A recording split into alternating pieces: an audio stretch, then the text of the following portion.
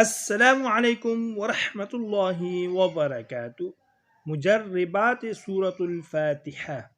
Number 1، گھر میں داخل ہوتے وقت ایک بار سورۃ الفاتحہ، ایک بار سورہ اخلاص پڑھنے سے فقر و فاقہ دور ہوتا ہے اور گھر میں برکت آ جاتی ہے۔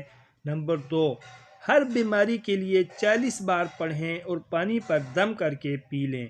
نمبر 3، اسیری سے رہائی کے لیے 121 بار پڑھیں۔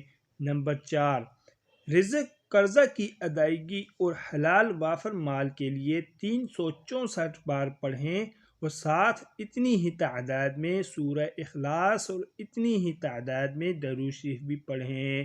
نمبر 5، فجر کی سنتوں اور فرض کے درمیان 40 یا 41 بار پڑھنے سے ہر بیماری کا علاج ہے، کتنی بڑی بیماری کیوں نہ ہو، ہر بیماری کے لیے ہے۔ نمبر 6، اگر اولاد نافرمان ہو، خاوند نشہ و گناہ کا عادی ہو تو پانی پر سورۃ الفاتحہ پڑھیں۔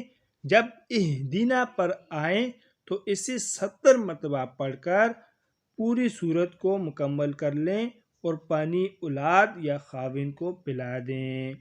نمبر 7، نسیان یعنی بھولنے کی بیماری، عقل کی خرابی، سستی وغیرہ دور کرنے کے لیے کسی برتن پر سورہ فاتحہ لکھیں، پھر اسے بارش کے پانی سے دھو لیں، پھر اس پر 7 بار سورہ فاتحہ پڑھ کر دم کر کے پی لیں۔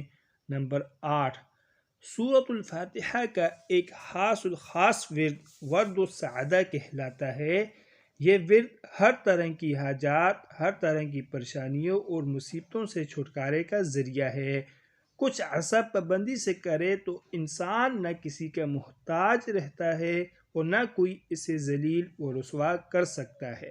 قرضہ کے ادائیگی کے لیے بھی مجرب عمل ہے۔ اس میں سورہ فاتحہ فجر کے بعد 30 بار، ظہر کے بعد 25 بار، عصر کے بعد 20 بار، مغرب کے بعد 15 بار، عشاء کے بعد 10 بار پڑھیں۔ نمبر 9، کوئی عزیز سفر پر گیا ہو تو اس کی خیر سے واپسی کے لیے 41 بار پڑھ کر سورہ فاتحہ پڑھ کر دعا کریں۔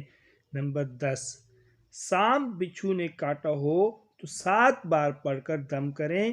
کسی کی صلح کے لیے جا رہے ہو تو چند بار پڑھ لیں، صلح آسانی سے ہو جائے گی۔ کسی بھی حاجت کے لیے پڑھنا ہو تو 1000 بار یا 1011 بار پڑھ لیں۔ روزانہ 1000 کا ورد عجیب تاثیر رکھتا ہے۔